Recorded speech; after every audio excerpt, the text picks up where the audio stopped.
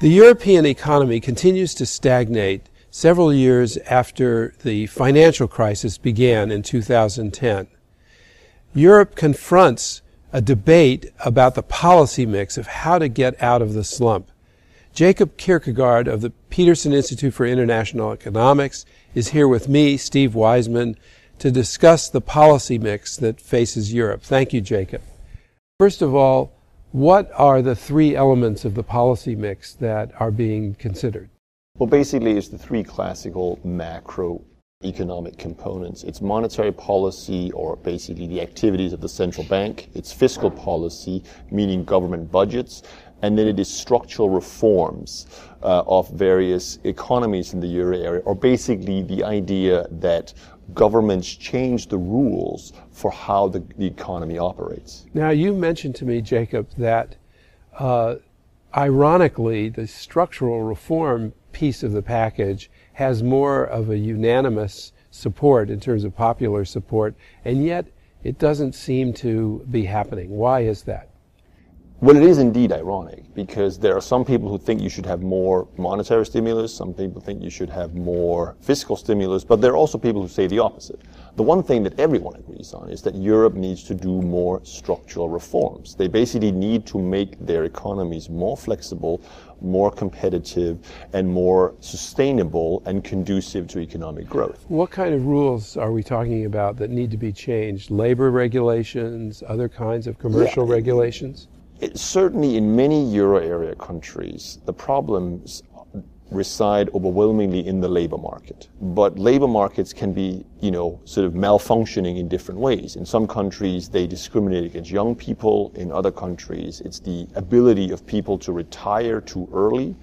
In some countries, the issue has to do with duality in the labor markets, that there are some workers in some sectors that are very heavily protected and are very difficult to hire and fire, whereas other workers, typically young people, work on much lower wages and are much easier to hire and fire. Ironically, if it's hard to fire people, then employers are reluctant to hire them. Yeah, it's basically a risk calculus from the perspective of the employer. Because if you believe that your business is going to do well in the coming years, you want to expand, you want to hire more workers. But if you know that if you hire more workers, that you may not be able to fire them again for several years, then the potential financial downside is simply too high. Now, the leaders of Italy and France have both come in, not very recently, but they've all proclaimed the need for these structural reforms and indeed of labor reforms.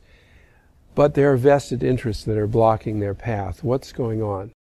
Well, basically the issue of structural reform is that there's always vested interests involved. And typically, at least what we've seen in recent years in the euro area, is that you need a big crisis to overcome these vested interests. That's what has happened in Greece, in Portugal, in Spain, and all the other countries that go through an IMF or Troika reform program. So those countries have done better on this They've area? certainly done better on these issues of structural reforms, partly because they had more to do. They had a less functioning or less optimally functioning economy before, but they have done it because they had no choice. The problem, therefore, are the bigger euro area countries, such as Italy, such as France. Let's talk about France. You've said there's almost like a structural problem politically in France. Yeah, the problem that countries like Italy and France face is that they don't have the sort of, sword of Damocles hanging over their head from financial markets. That isn't what is going to propel the political system to overrule special interest. They therefore need a political system that instead can generate a degree of bipartisanship, you would say, in the United States, or basically collaboration between the center-right and the center-left in these countries, because they're going to be special interests. They're going to be people on the far right and on the far left in every country that doesn't want it. So you need to have a political system that generates the ability of people in the center to pass, shall we say, common sense structural reforms. Now, I think in your view, Germany did exactly that, and that's one of the reasons why the German economy has Yeah, performed relatively better. Germany has certainly had the dumb luck, if you like, of being able to reform structurally its welfare state long before the financial crisis hit. But more importantly, today Germany has a grand coalition between the Social Democrats and the main center-right party of Angela Merkel. But this isn't the only country. You see this in many European countries that have these grand coalitions. You have it in Austria, you have it in the Netherlands, you have it arguably even in Italy. You have it in most of the Scandinavian countries as well de facto, because there's really no difference between the center-right and the center-left.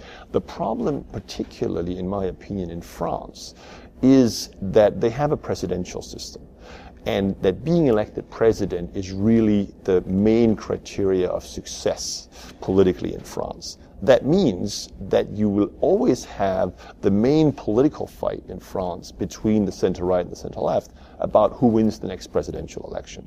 And that means that getting this sort of impetus behind collaboration between these forces always tends to fail, because they're always focused on who will be the next president, which right now, for instance, means that it's inconceivable, in my opinion, that the mainstream center-right, or the UMP party in France, is going to help François Hollande's socialist pass much-needed reforms in France, simply because they're all focused on making François Hollande as weak as possible ahead of the election. The next presidential election in France is 2017. And this is a very destructive political dynamics, which of course we here in Washington knows very well. I was about to say, Americans would be familiar with this situation. Thank you very much, Jacob. My pleasure.